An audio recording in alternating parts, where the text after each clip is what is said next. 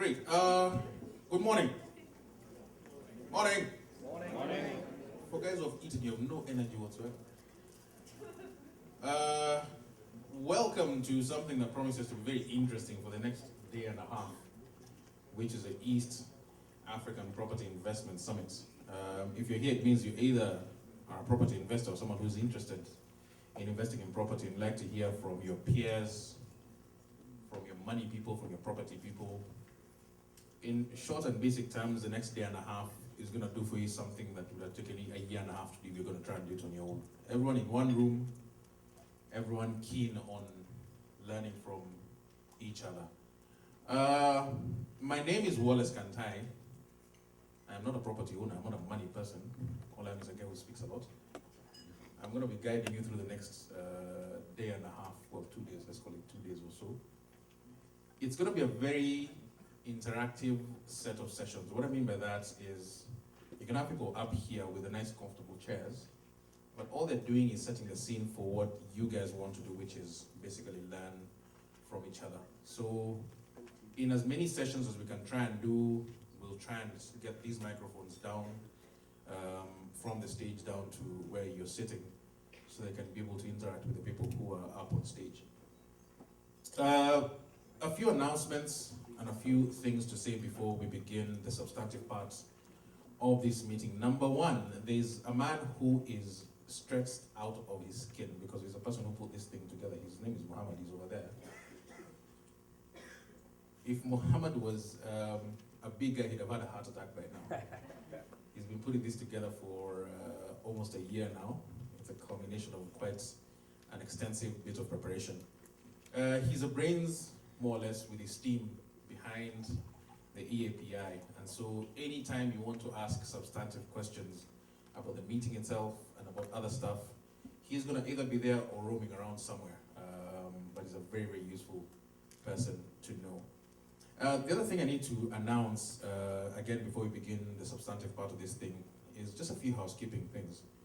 The most obvious one is about the mobile phone. If you must have it on, keep it on silent. It can be quite distracting if your phone rings loudly. If you must answer it, please do so quietly. I've had people go, "Hello, I can't hear you." Of course, you can't hear them. You're supposed to be hearing them. But just etiquette around the mobile phone. The next announcement is directly contradictory to the one about mobile phones. I want to tell you what the Wi-Fi signal here is. Because it is available, you can use it, but please pay attention to these guys. Don't all be on your mobiles and your tablets and your laptops. I think it's called, one second. Yeah, Villarosa Kempinski. It's fairly strong signal. It is usable. You don't need to log into anything. Just check into it, you'll be able to use it. So that's about the mobile phones. The rest of the stuff is the usual ones. There is facilities available. If you walk out, I think they're on the right. Ladies and gents, as well as for people who may need disabled facilities, I think those are available. Do not smoke, please. If you must, there's facilities available for you to smoke. I think it's on the first floor. Walk out to the balcony. I've seen guys with cigarettes, cigars, and other unmentionables. So if you must have them, you can have them there. Please don't have them in the room, you're going to burn us down. What else do we need to say? Yeah, keep quiet. No. He said we should tell you to keep quiet. But as usual, it's just a matter of being able to pay attention and follow the discussions that are going on.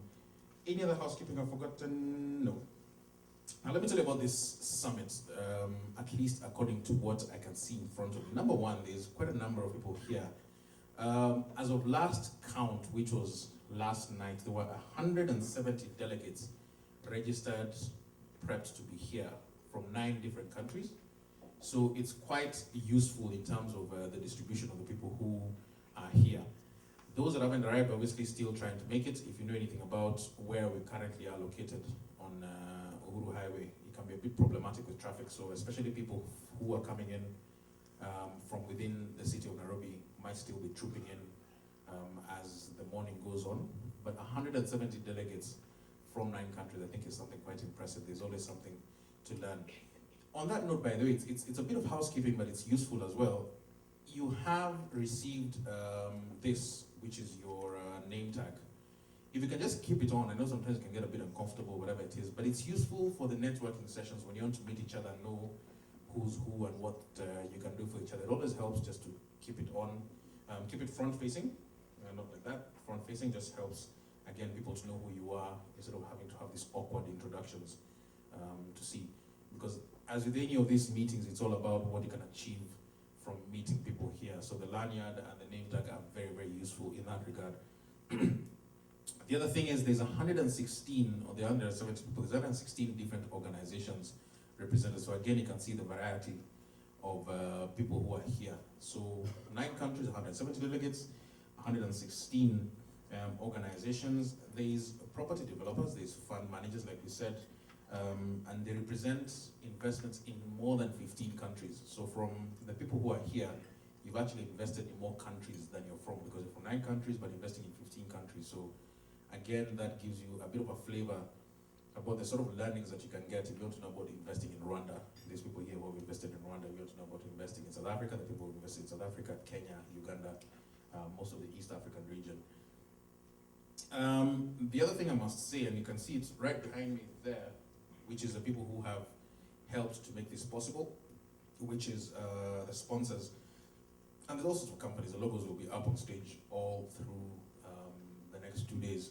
But just to mention them quickly, there's Brawl, there's KPD, that's the Kenya Property Developers Association, Acorn, Tandem, and Stark, JHI, Axis, Moya-Ongongu, and Wayaki Advocates, Alliance Media, Housing Finance, G Insurance, and Esham Park.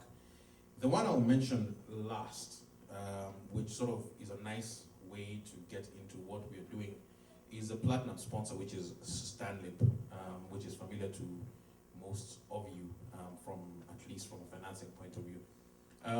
Stanlip is the platinum sponsor, and not because they're platinum sponsors, just because he's a very useful guy to speak. I'll ask him to come up and start as off in terms of the substantive part of this. That's James Morada. He's a good guy. He's not just a money guy, he's a very good guy. I know him from many places. So James, come and wow the crowd. And enjoy yourselves, by the way, please.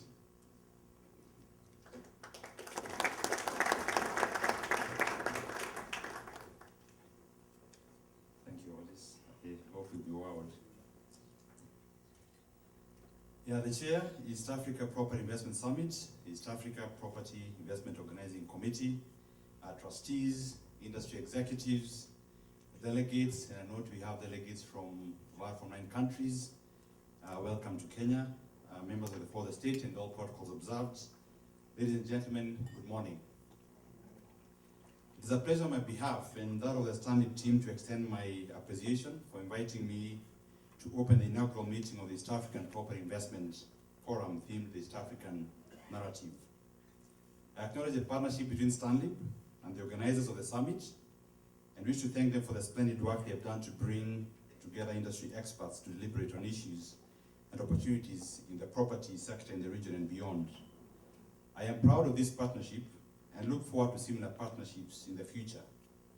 It is clear from the attendance that your value proposition to participants that the summit will create networking opportunities with like-minded individuals to review the challenges and opportunities was indeed well received.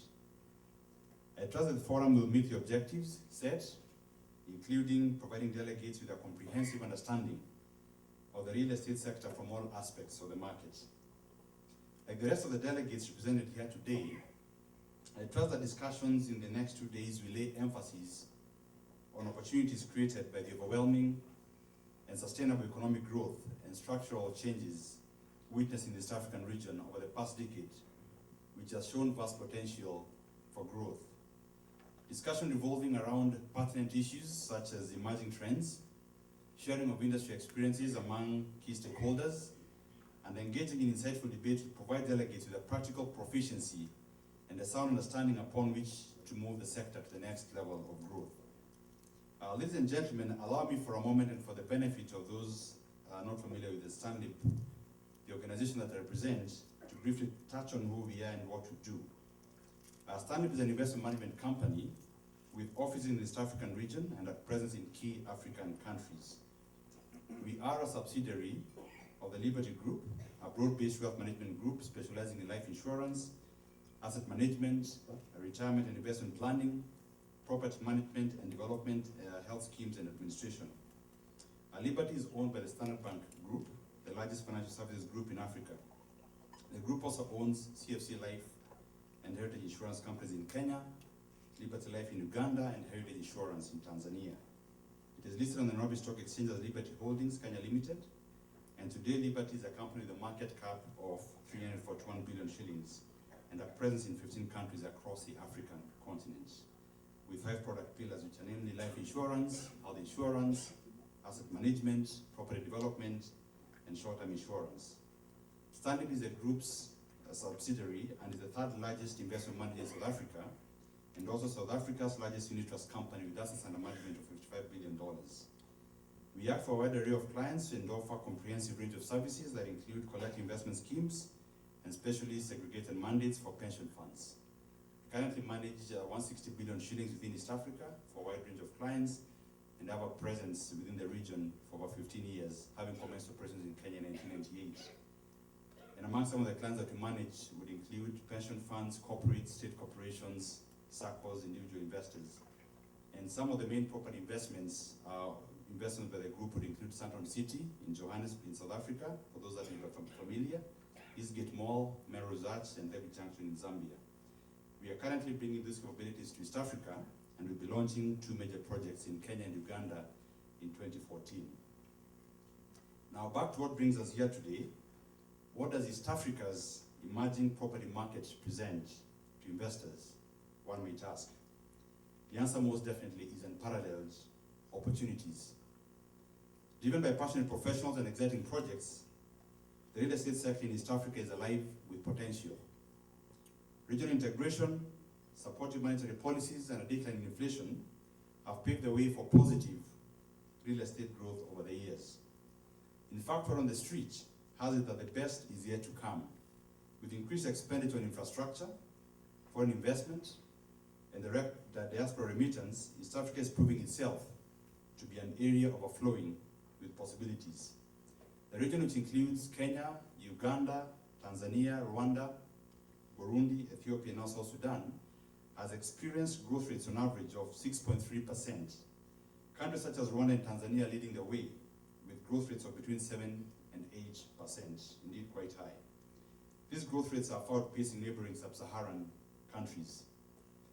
Indeed, with rapid urbanization rates and a growing population, major cities within the region, and especially Nairobi, are facing shortages in real estate.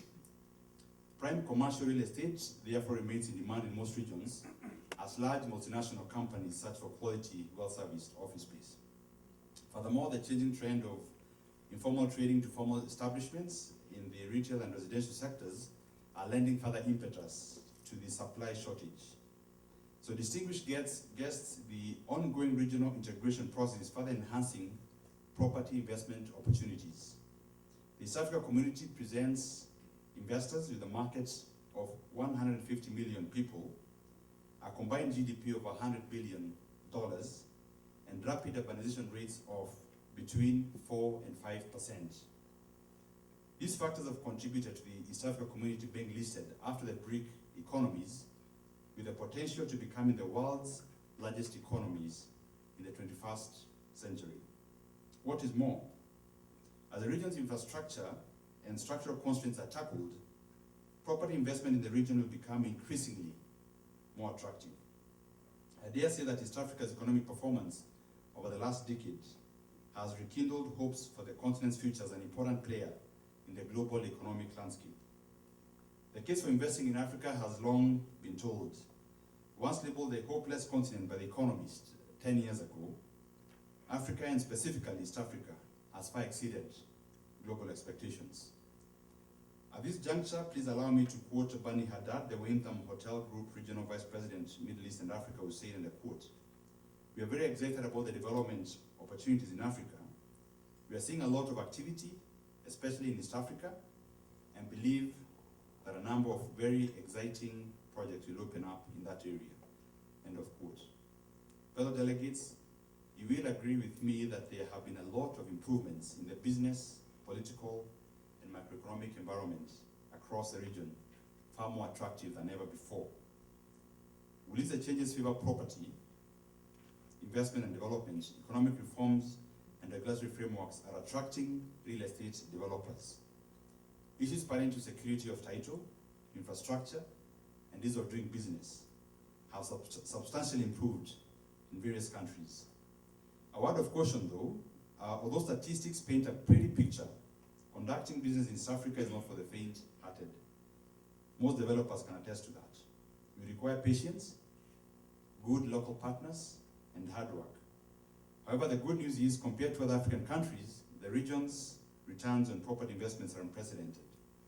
In Kenya, for instance, the increase in economic output and the entry of international firms has spurred an urgent need for commercial and residential real estate in Nairobi, with the county government of Nairobi approving an estimated 12,000 residential and commercial building plans each month. Property developers and related industries will find a market worth investing in. In addition, Africa is home to over $34 billion worth of listed real estate investment trusts, yet none of this capital is located in the region. Institutional investors are searching for transparent, internationally recognized investment platforms to access real estate. It's an environment where we anticipate large changes in the regulatory framework around listed property in the region. It is a landscape that presents a huge opportunity for investors willing to participate, as the market is relatively untapped compared to other regions in sub-Saharan Africa. So fellow delegates, looking at the program ahead of you, I see that you have a very tight agenda. I have no doubt whatsoever that at the end of the 2 days of deliberations, you will have adequately covered the entire scope and identified the challenges and the solution to enable the sector play its rightful role in the region's development. I wish to commend the organizers for inviting key stakeholders to be part of the summit. Our collaboration among stakeholders will be a key driver behind the anticipated growth of real estate in East Africa in the years ahead. There is substantial growth emerging in the region, with economies witnessing the emergence and growth of sectors such as oil and gas, which are expected to trigger expansion and further growth of other sectors, including the property market. Ladies and gentlemen, these are clear indications that our gathering here this morning cannot be in vain. Allow me to thank you for choosing to attend this important forum and wish you healthy deliberations in the next 2 days. And with those few remarks, I declare the inaugural East Africa Property Summit officially open. Thank you and God bless.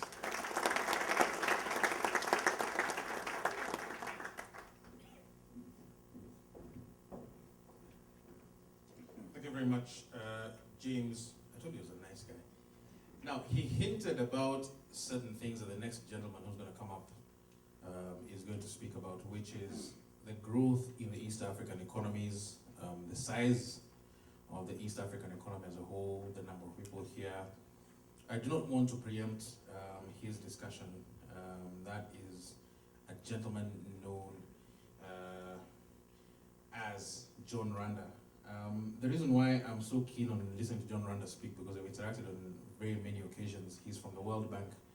And the things that he says about this region will make you excited, even if you're not interested in economics, because it's a growth region, it's an interesting place to be, and it's certainly a wise place to invest. But without giving his presentation on his behalf, John, please come up.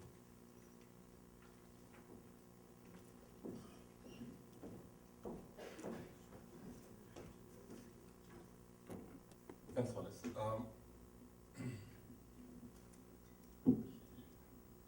I don't know how these things work. This is the first time I have this thing on my ear. Anyway, my name is John Randa. I'm an economist at the World Bank in Nairobi. I'm here to give you a regional view on how we see economic prospects going forward. And most of the things I'm going to say has already been said actually by the sponsor. But as they say, even though he has said it, I've not said it. So let me say the same thing which he has said. I don't know how this thing works. Okay, but the main messages I'm going to give are actually pretty simple.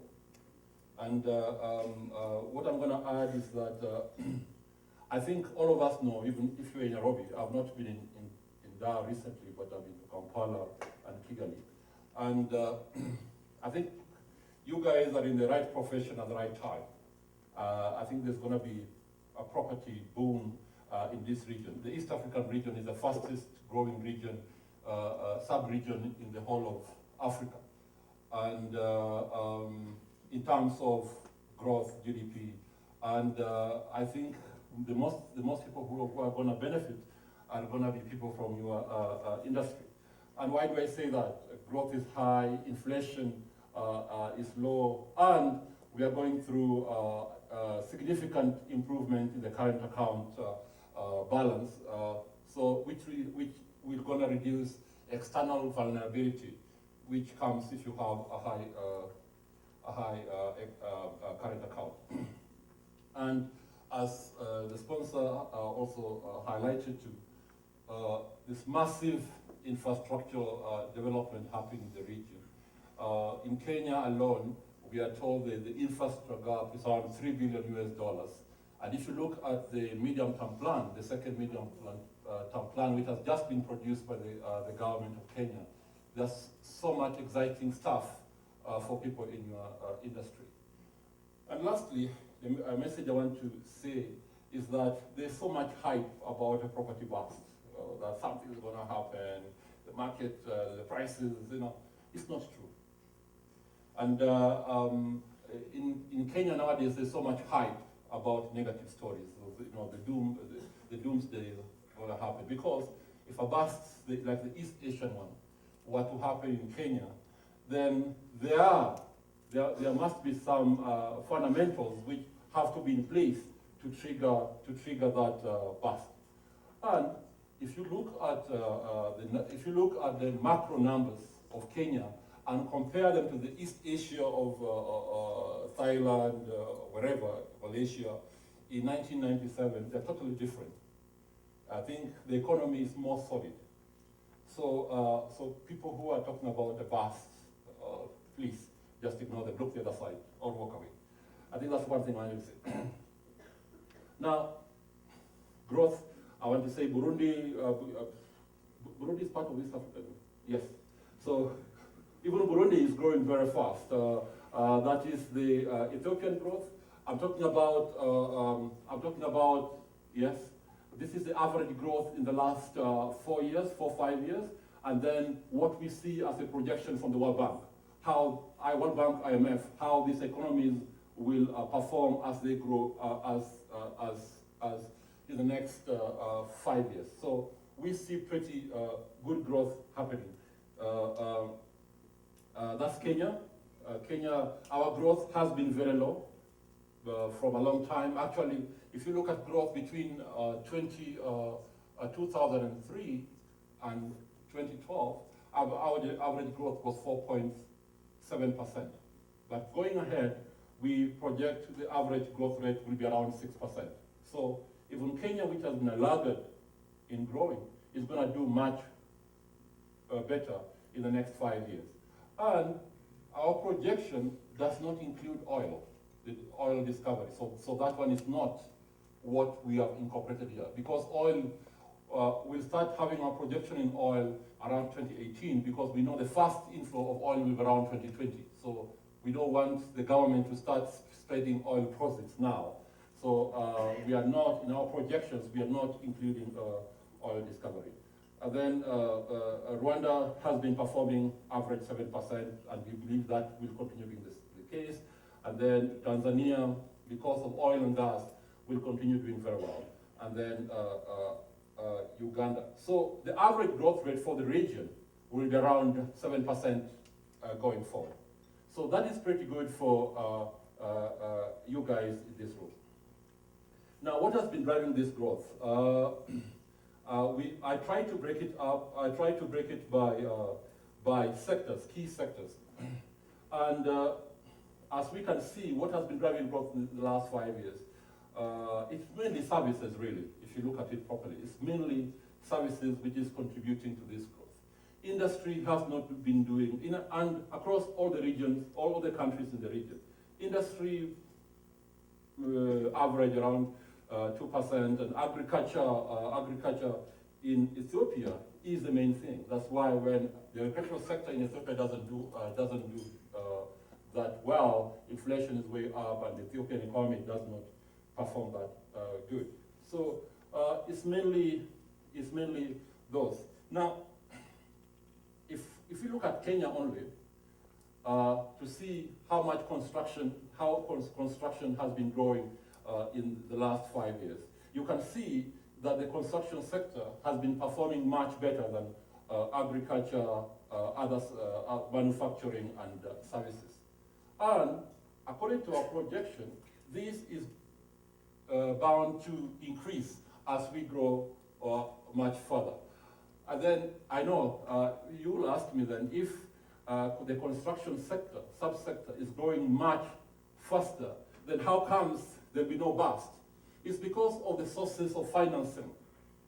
Because most of the money you use to which is used for construction in this country, first of all, there's a demand. There's a pent-up demand which has not been there. Actually, this economy just opened up when the Kibaki administration just came in 2003.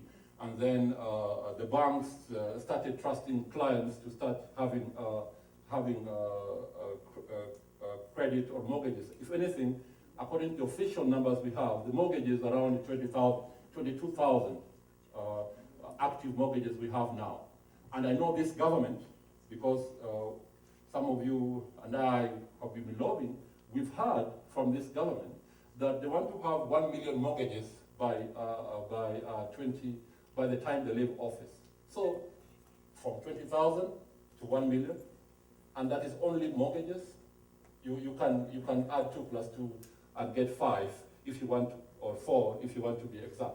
So there's so much potential. So there's still much scope, because it's coming from a low base. There's still much scope for construction, or the sector which you are, real estate, to still expand and catch up with the other sectors of the economy. I think that's where we're coming from.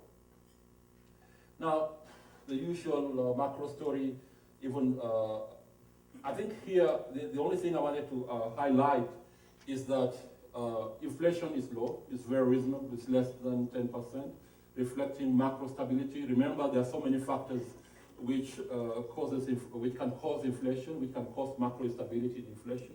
And we are seeing that going ahead, our projection is that it's going to be a stable environment. And for your inputs, because inflation is very important, because inflation determines how much wage labor you guys will have to pay, inputs which goes into whatever you are doing. So low and stable inflation actually is an essential indicator on how the industry will perform. That is Tanzania, and that is Uganda. Everything is converging. The reason why Ethiopian inflation is much higher is because of agriculture. I said food prices. There was a time when we were complaining about inflation of something 12, 18%. In Ethiopia, it was 55% food inflation alone. So because that economy is mainly agriculture driven. But the Ethiopian economy is expanding, is diversifying, and most of the sectors which are expanding there are where you guys have interest. Now, the fiscal position, again, this is again where there's so much hype of this wage. For example, in Kenya, the wage bill story in Kenya is so much exaggerated. The proof of that is not in the pudding. If you look at the numbers of what they are saying is driving wages, it's not there. I think it's just a reclassification from, they used to hide some wages, salaries and wages in some items in the budget, but now they've decided to come clean out of it. So it's nothing. Us economists are not worried about it. But what I want to highlight here is that going ahead, how do we see this government, these governments in the region, how are they going to keep their books? And it's very clear, if anything, Kenya is where the fiscal deficit is much higher. But it's simply because Kenya, among all these countries, is the lowest, is the only country where donor money is not in the budget. Grants, foreign money and grants are not in the budget. We have very little, actually 0.2% of GDP is what goes to the finance. So the numbers here look pretty comfortable. But for Kenya and for Tanzania, the numbers are high, but I always tell people, don't look at the bottom line. I always tell people, what is the government, look at what the government is spending on. You realize for Kenya, they have capped recurrent spending, and they're really increasing infrastructure spending, capital spending, which expands the capacity of the economy to grow much faster and to absorb more. So when you look at high numbers, one might say that, oh, look at Kenya, those numbers are not good. Please just ignore them again. And then looking at public debt, again, Kenya is high. But remember, of all these countries, it's only Kenya who have not been a beneficiary of EAPI, of debt relief. So those numbers look really impressive. And the external debt of Kenya is around 22-23%, which is bound to go up briefly because of this sovereign bond.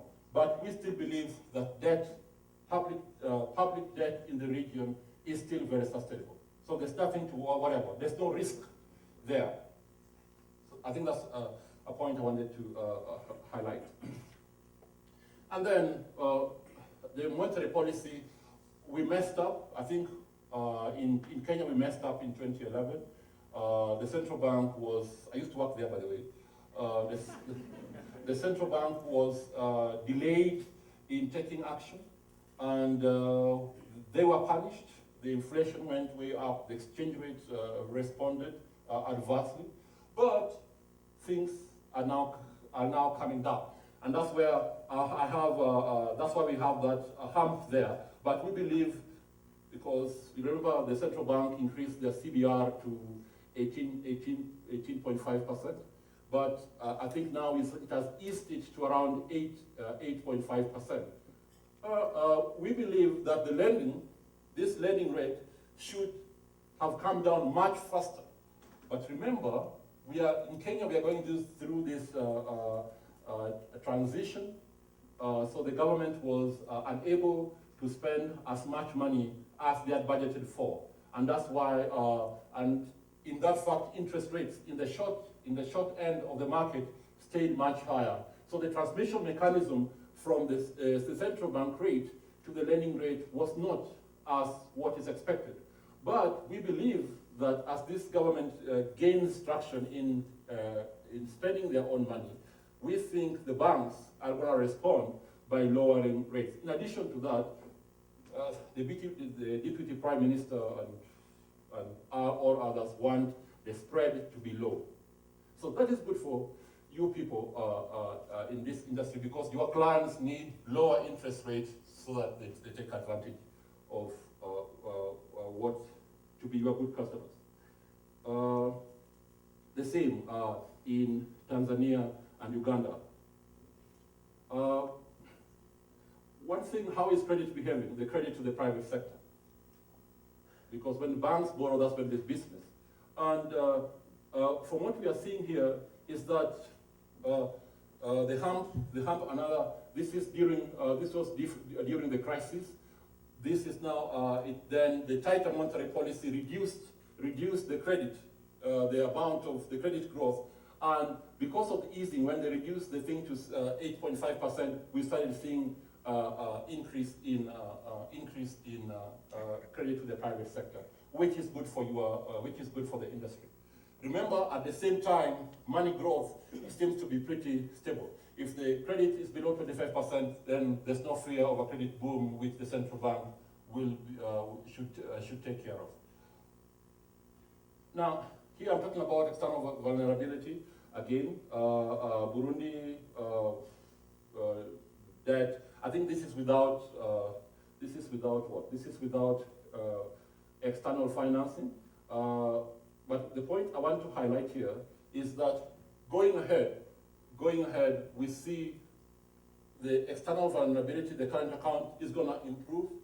And the reason why I'm stressing this, because if there's so much current account deficit as a percent of GDP, then external investors start getting worried that there's going to be a huge exchange rate risk, and they will not invest in Kenya. And the supply for funds for your industry will not be there. But if they believe that the current account is going to be stable or is going to improve, the external environment is going to improve, that means the exchange rate risk is not there.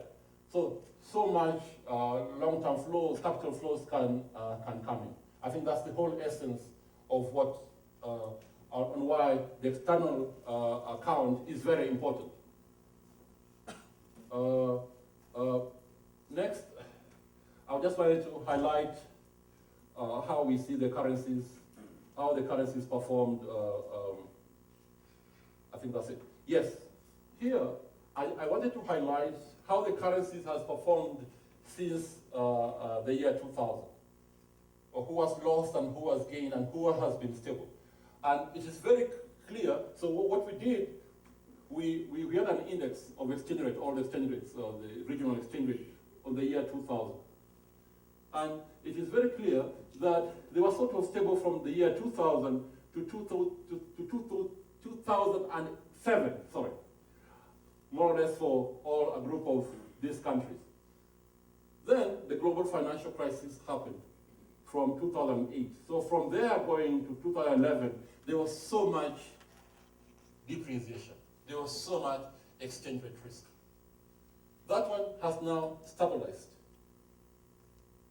Sorry. Yes, that one has now stabilized. And that's why we don't see this sharp depreciation. But what this graph says, it can tell you who lost, in which currency or in which country, if you are in which you are, where you would not have lost much. And it's very clear that the currency, the Kenyan currency, has been much stable. And the Ethiopian, the birr, has really lost quite a lot since 2000. Actually, the birr has almost lost 120% nominal depreciation from the year 2000. The Kenyan currency nominally has lost around 19% since in 10 years. 18-19, which is 1.8% average nominal depreciation. So if you bring your foreign money, how much do you lose it? But since in your industry, the margin is so high, that one can be absorbed within that margin. So if you are thinking about your dollars and the exchange rate risk, maybe this is a good indicator of how much we see it going ahead. Here we wanted to just talk about remittances, because so many of our colleagues who decided to remain behind abroad are still contributing to, they don't want to be left behind in terms of investment, even though they are still abroad. So they are remitting a lot of resources domestically, both in Kenya and in the region. So Uganda and Tanzania also get so much remittances, but Kenya has been a good example. And so when a continuation, and we see this increasing a lot, so we believe that, and most of the money which is coming from diaspora is no longer to support our relatives up country, is for investment in real estate, in property, and all that. So it is important. We are seeing lots of growth on that. FDI is an interesting story. If you look at who is benefiting and who is not benefiting. Kenya, because of some reasons which I'll talk about, has not been a very good destination of FDI. Simply because I know the sponsor said that the ease of doing the ease of doing business in Kenya is much high. But we don't think so, according to the numbers which we have from our colleagues from IFC. Kenyan FDI as a percentage of GDP is less than 1%. But going forward, we are so convinced that with the reforms which this government is trying to do, we'll have more of that. And with oil and gas coming in, we think the FDI for Kenya will rise up. I also want to highlight that Tanzania and Uganda have been great recipients of FDI. But please note that in Tanzania it has been oil and gas which has been driving it. And secondly, Kenyans, most of Kenyans, actually this 2 years ago, at least I'm comfortable with that number, 2 years ago, the second major source of FDI to Tanzania was from Kenya. And Uganda also. Most of the people, FDI which flows to those countries are from Nairobi. But now that we have stability in Kenya, we believe that more FDI will come to Kenya. So just ignore that. In Burundi, it's because of conflict, we all know that. And then I think here that's where I wanted to link the FDI story. And what I wanted to say is that Rwanda is leading the way in ease of doing business. I'm not a businessman, so I don't know whether this is true, but the numbers show that the Rwandese government has really improved the business environment, while the Kenyan one has really gone crazy. Yeah? Improving from ranked 78 in 2008 to 129 last year. We think, and we've discussed this with the government of Kenya, and they're putting in place a reform agenda to improve the business environment. And that's why you have seen, for example, the president really leading from the front in trying to undertake reforms in improving the business environment. But when we go to Treasury with these things, we say, why can't you guys be like Rwanda? Then they tell us, which crazy investor will pass Kenya and go and invest in Rwanda? There's nothing there. Huh? But surely that is a defeatist argument. That's a defeatist argument, and we point them, and then we point them back. We point them back to the FDI. Guys, if only you could improve the business, the ease of doing business indicators, then the FDI in this country will go much higher. And then you have more revenue, blah, blah, blah. So we still believe that there's a lot which can be done in that. And here, and these are the other measures of doing, I've just broken down the overall indicator of doing business, and just to show you where Kenya is doing very well. It appears that here, let me just, then the red one is the Rwandese one. So here you can see where, the blue one is the Kenyan indicators for starting a business. It's very hard to start a business in Kenya compared to Rwanda. Dealing with construction permit is easier in Kenya than in Rwanda. But when it comes to getting connected to power, it's a nightmare in Kenya. Registering a property, as said earlier, is a nightmare. Getting credit in Kenya is excellent. You can easily get a credit if you are creditworthy. Protecting investors, we think is not, the judiciary before was a problem. They're taking judicial reforms which will improve that. Paying taxes in Kenya is still a nightmare, it's not very clear. Trading across borders. So all these are indicators of where Kenya is doing badly. Now, that is for Tanzania and Burundi, and you can easily compare that.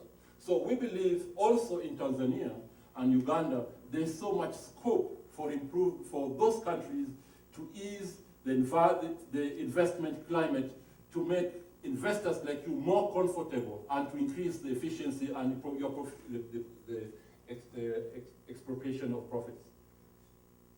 Now I'm just about to end. I know I've been so boring, but just bear with me. Political governance. We believe that these regions, because of the constitution allow for democracy, so we don't think there will be a huge insurrection because of governance issues, because at least every 5 years people are allowed to go and vote in or vote out leaders which they don't want. So we think this is important. But we wanted to highlight the situation in Southern Sudan, which has not been very pleasant, given that it's the youngest democracy, and Somalia. And then we think this gay law in, I have to be honest, this gay law in Uganda is not in Uganda's interest economically. We don't think that is we don't think that's. I'm not gay, is what I'm saying. So get me right. And I don't have a family member who is like that.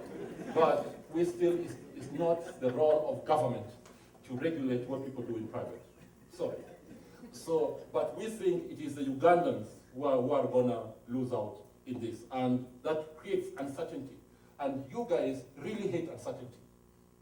You guys, if anything, you want certainty.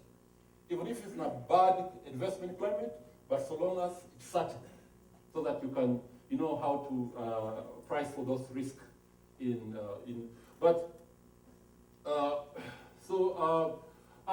we feel that investors will feel comfortable where political risks are lowest. So the reason why investors like you prefer Kenya and Tanzania, despite the bad investment, despite bad investment climate, is simply because the political risks are low. I know we were banned in 2008, but there's something good came out of it in terms of the 2010 constitution. And then, I'm almost there. Economic governance.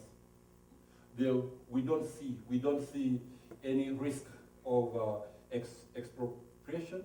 We think the policies they are implementing in all countries in the region are good for investment. I think through the medium-term plans or PRSPs, whatever they call them, we think they are transparent, they are predictable, and they are credible. And that is what is important for people in your industry. And as highlighted earlier, we think regional integration and mobility within the region is going to be great. It's good to have. It's good for people like in Kenya to go and invest in Arusha, have nice properties there without fear that the government one day will wake up. And so we think this regional integration initiative, which has picked momentum after President Kenyatta came to power, is good for everybody in the region. Now I'm told they even have a customs window where Ugandans and Rwandese are on the port to clear things. So this regional integration, everything. Now, I was told to talk about growth hotspots. It's obvious where the growth hotspots are.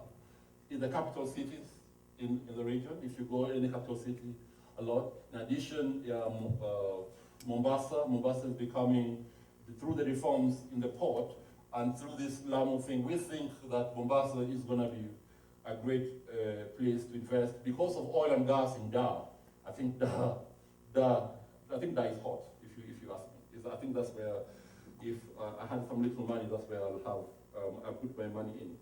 Kampala, because of this exportation of oil, I think oil has come to maturation, and that will help. And then with devolution, every county headquarter in Kenya is becoming, in terms of property, is becoming big. We were in Turkana the other day. It's amazing that Turkana doesn't have a single hotel. What they have there is there are little manyatas here and there. There's no credible hotel. And that, for me, and land is still very cheap there. So for me, and I've, in the last, since January 1 to end of February, I went to 32 counties because we were disseminating our country partnership strategy, our strategy. And it's very clear that there are so many opportunities in those counties, both and for you. And then I've also mentioned this government target of having 1 million mortgages. I think that's going to be incredible. And then, what are some of the risks despite that rosy picture? What is happening? We are a country in international community, so whatever happens in Europe will affect us through what we do, through inflows and through trade. So we still believe that any delay in the pickup of the world economy might have an effect in Kenya through capital flows. Because if we believe the risk to this, we believe capital flows contribute so much to the growth of this country and the people in the sector. So if these flows decide to dry up or to go back, I think that will affect your industry. And then political stability. We want every country in the region to be stable, because with stability, it brings certainty, and that is what is important for you. That is in terms of growth, downside risks. In terms of upside risks, what will make inflation go up? What will make you guys to get low profits? Oil prices. We don't know where that's heading, but at least this week we had good news that the price of oil was going down. But in the next 5 years, we don't know. We don't know where this next source of instability will be in.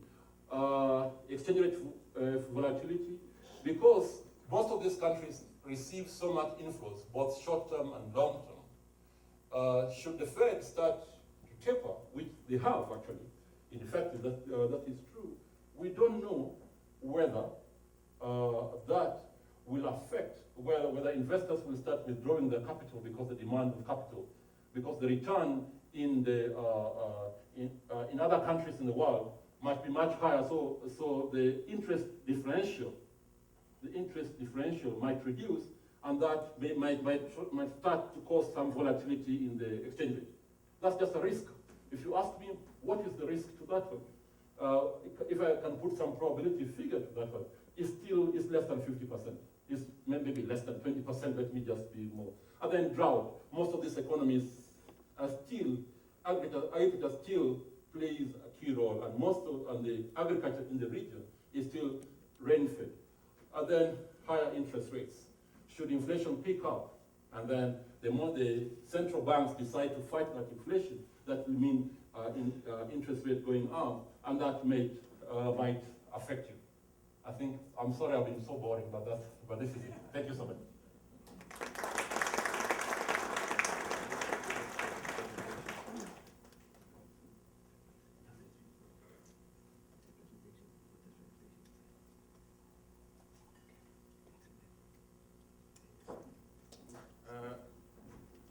This thing works, by the way. Can you hear me at the back? Oh, it works. I'm trying to keep John company. We don't like technology, but it's brought to us. John, don't worry, you're not worried, because some of the things that you were saying are the considerations that investors have, and not just in the property market and the property industry, but in all sorts of industries that are investing in the region. But very interesting points coming out of that with regard to what the numbers are saying, with regard to the trends over the last 10 or 15 years, which is more or less a lifetime, sometimes, of some of the investments that we make. Now, I'll not do a Q&A for John right now. He's said a lot of stuff that I know people have questions about, because I want to bring in the next person. He's John's cousin, not from a family perspective, but from the perspective of the institutions they come from, because he's from the IFC, the International Finance Corporation, which is a relative of the World Bank. Kofi Kluse is a principal investment officer at the IFC in the Africa Infrastructure Department. And what he's going to do is simply look at the infrastructure. One of John's slides spoke about infrastructure, and he also spoke verbally about the need for infrastructure in the region. I think Kenya, you spent about $3 billion or so, and that's just in one country. You can imagine in countries that don't have roads, don't have ports, don't have airports, don't have all sorts of other infrastructure, there's a lot more need for it. So this is something worth looking at. Just to give you a brief overview, and Kenya is at the level of real estate knowledge among the general public. The people actually know these things, stopping on the street, and they'll tell you when Thika was being built, And Thika Road is a road that begins literally, I think, 20 meters from here. There's a little overpass and goes all the way for about 30 or 35 kilometers to a town called Thika. It was expanded remarkably. It's now a proper, almost a motorway in the sense of the interchanges and things like those. When that was being developed, demand for land started growing at a remarkable pace and for property along that road. And Kenyans were familiar with the fact that as the infrastructure there develops, as it improves, the travel times reduce, the ease of getting to some of these places is improved, then it means rather that you actually end up with people wanting to own property in the region, in the places where this infrastructure services, and so it's shot up in terms of value. And so infrastructure is a huge thing. When the ports are built and you have the ability to get goods from all sorts of places in the world into East Africa, that will also improve stuff. So without again anticipating what he's going to say, I'm going to ask Kofi to please come up on stage and tell us about the infrastructure issue and picture in the region.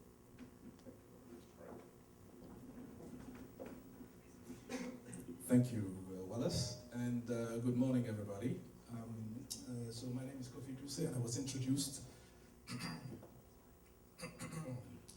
I am a member of the IFC, and as you probably know, the IFC is the private sector arm of the World Bank Group. So indeed, John, who just spoke, is my cousin. And sometimes you may not have many ties with your own cousins. It happens. So what I would like to talk to you about today is why infrastructure matters in East Africa. Before we do that, I guess I would need to introduce you to the IFC. I do need to do a quick pitch on who we are and what we do in the region. We've been involved in East Africa for a long while, and in the region have done a number of investments, as you will see. So the IFC is, I guess, the second largest organization of the World Bank Group. We invest only in private sector endeavors. For the past 10 years, we have increased the range of our products. We now offer what we call advisory products, so it's not just investment. We do also provide advice to private sector organizations. In Africa, so Africa represents, as you can see, roughly, I don't know if this works. Can you hear me? Yes? Okay. So Africa represents, of our commitments last year, roughly 22% of the overall IFC business, which is quite wide. Historically, it was more in the ranges of 5 to 10%. So we've seen a lot of growth in terms of what we've done. One thing that we think is important, working with the IFC really provides certain advantages. And the first one is to have a AAA rated company. So when we choose to invest in a company or in a project, it's looked upon as a seal of approval. We have a very good track record, and we are also one of the few private sector oriented companies that look at environmental and social issues as also being important. It's not only return, we have what we call a double bottom line, where both the money we make and the impact on the populations are looked upon. So if we think something makes a good return but is not right for a country, we don't do it. Very quickly, looking at where we are deployed in Africa, and this is also a new trend, the IFC has now regional hubs. Before, everything used to be done and processed in Washington, D.C., the IFC has really delocalized in the field. For infrastructure, Dakar and Nairobi are the two big hubs, and I'm leading the Nairobi one. I just talked to you about what we do, advisory services, investment services. And to finish, I will talk about the product that we use to intervene. We do actually everything from project development, so very early stage, to senior lending, so senior debt borrowing. So we, I guess, cover all the spectrum, and the idea being that for infrastructure especially, there is a big need for project development. There's a lot of IFC can bring, and it works actually very well. Finally, I would like to touch on a little bit on the right side. You see that we've done a number of transactions that have been recognized by the market. Let's, for example, in 2012, we have done the Azito in Côte d'Ivoire power plant. This granted us recognition. And in 2010, one of the few, I would say, private sector investment in roads is the Dakar-Diamniadio toll road. And this is also successful. The sponsor is a French sponsor called EAPI, and it's working actually very well. So now done with the introduction with IFC, let's get on to the subjects that brings me here this morning. What I would like to say first is that indeed African infrastructure has increased significantly over the past 5 years. Before, everything was done by the government with public financing. Now, private sector operators are finding Africa an interesting place to invest even in infrastructure where risks are significantly high, amounts of money are very important, and generally government has a lot of influence. So these are sectors where private sector is generally shy. Let's look at the growth in Africa for the past, I would say, the growth that is expected in the next 5 years. You can see that the world is at 4.3%, but Sub-Saharan Africa is at 5.5%. So Sub-Saharan Africa is above, I would say, the average, and the advanced economies are growing at 2.3%, which shows that when you look at opportunities, Sub-Saharan Africa and developing Asia are the places where you need to go over the next 5 years. When I was actually asked to do this presentation, I was told that the reason for infrastructure to be such a hot topic is the advent of extractive industries, mining, oil and gas in the region. Well, McKinsey did a study and found out that that wasn't the main driver for infrastructure. The main driver for infrastructure is what we call middle-income household. The growth of household and the middle class is really what brings growth and what requires infrastructure. And generally, infrastructure follows population. So if you look at Kenya, you look at the road network, the railway network, all these follow the population. So it would be the Mombasa to Nairobi to Rift Valley corridor. This is where you have most infrastructure, and this is where the population is concentrated. So I would like us to look at 2 countries and look at what has happened in infrastructure. That would be Kenya and Tanzania in the past 2 years. So looking at Kenya, first air transport. The air transport story in Kenya is a good and interesting one. Nairobi was a natural hub, and this has actually been reinforced by the increasing role of Kenya Airways as a leader airline transporter in the region. So this works well.